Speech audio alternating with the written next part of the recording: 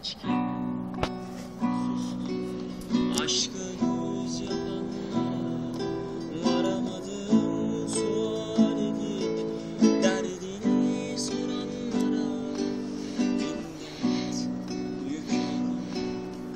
Aşikar duvarlara ağlayamadım sevdayı, oyun sananlara nefesimde yaşattım isminin adına, hissetmeden yalandan haykıranlara rengini göremedim.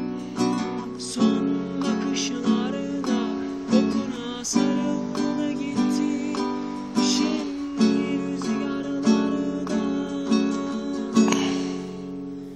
bile bile yandı yüreğim, yana yana söndü yüreğim.